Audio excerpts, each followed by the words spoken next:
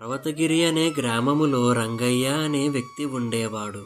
రంగయ్యకు ఊళ్ళో నా అనేవాళ్ళు ఎవరూ లేకపోవటంతో ఊరిలో దొంగతనాలు చేస్తూ జీవనం సాగించేవాడు. రంగయ్య తన గ్రామములో మరియు పొరుగు గ్రామాలలో అర్ధరాత్రి వేళల్లో విలువైన వస్తువులను దొంగతనం చేసేవాడు.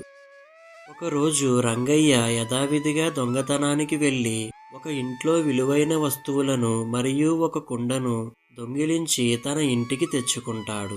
మరుసటి రోజు రంగయ్య దొంగిలించిన కుండను పగులకొట్టి లోపల ఏమి ఉన్నాయో చూద్దామని కుండను పగులకొడతాడు.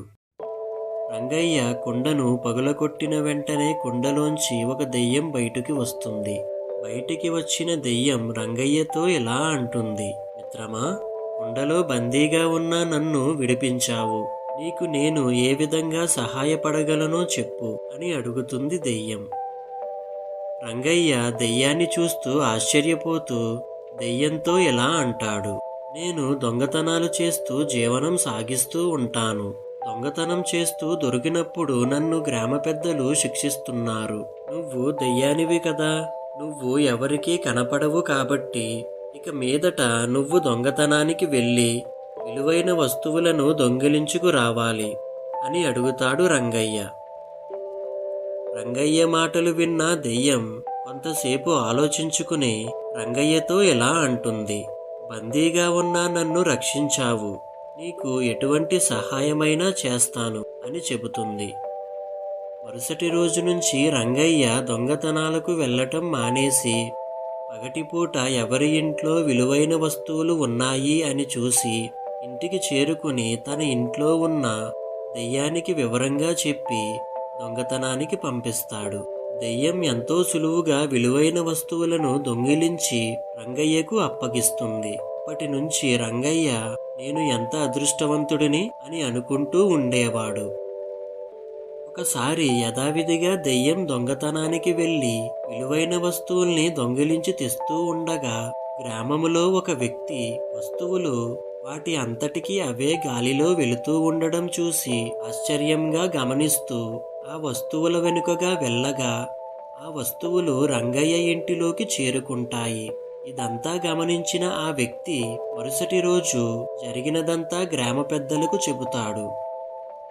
గ్రామ పెద్దలు రంగయ్య ఇంటి వద్దకు వెళ్లి చూస్తారు. గ్రామములో దొంగిలించబడిన వస్తువులన్నీ రంగయ్య ఇంట్లో ఉండడం చూసి ఆశ్చర్యపోతారు. గ్రామ పెద్దలు రంగయ్యను ఎలా అడుగుతారు, ఎరా రంగయ్య, నువ్వు దొంగతనం మానేశావు అని అనుకుంటున్నాము, కానీ ఈ వస్తువులన్నీ నీ ఇంట్లోకి ఎలా వచ్చాయి అని ప్రశ్నిస్తారు గ్రామ పెద్దలు.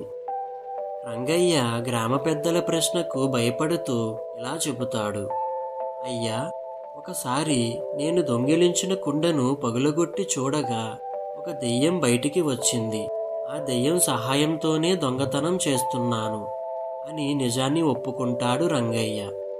రంగయ్య మాటలు విన్న గ్రామ పెద్దలు మరుసటి రోజు గ్రామములోని మంత్రగాడిని తీసుకువచ్చి రంగయ్య ఇంట్లో ఉన్న దెయ్యాన్ని మనిషిగా మార్పిస్తారు.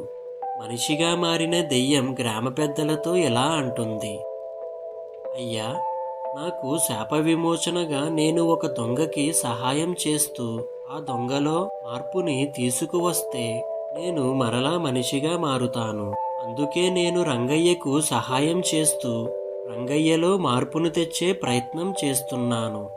రంగయ్య వల్ల నాకు శాప విమోచన కలిగి నేను మరలా మనిషిగా మారాను. జరిగింది తెలుసుకున్న గ్రామ పెద్దలు రంగయ్యను హెచ్చరించి రంగయ్యకు వారి గ్రామములోని పాఠశాలలో తోటమాలిగా ఉద్యోగానికి నియమిస్తారు. అప్పటి నుంచి రంగయ్య ఎటువంటి దొంగతనాలు చెయ్యకుండా తన పని తాను చేసుకుంటాడు. రంగయ్య తనలో కలిగిన మార్పుకు ఎంతో సంతోషిస్తాడు.